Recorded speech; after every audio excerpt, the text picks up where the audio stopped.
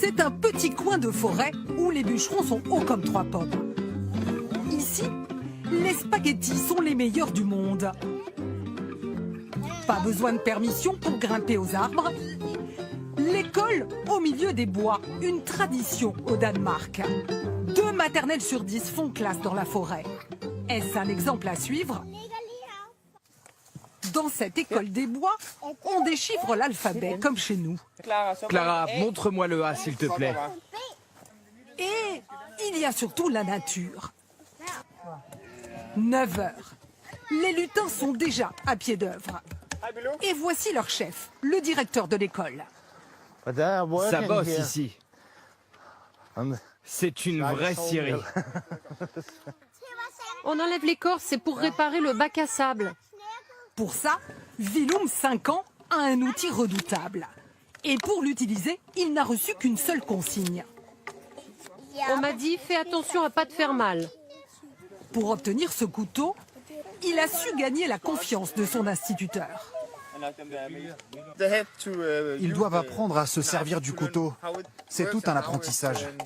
S'ils se contentent de regarder comment je fais, ils n'apprendront jamais.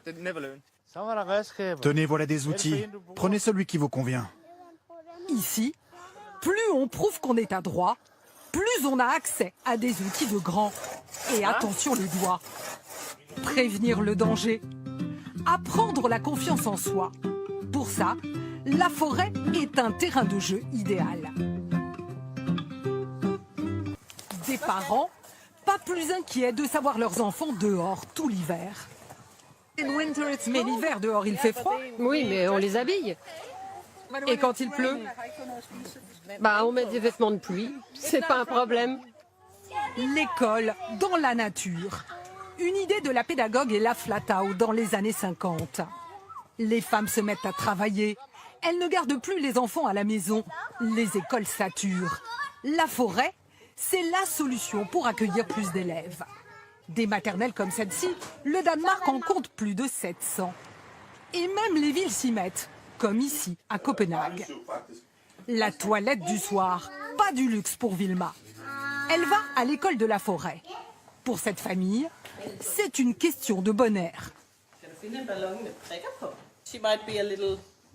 Je dirais qu'elle est un peu moins malade que si elle allait à une maternelle classique. J'adore quand elle rentre toute sale de l'école. Un quart d'heure de vélo tous les matins jusqu'à l'école. Puis, une demi-heure d'autocar. Pour Vilma, la clé du bonheur.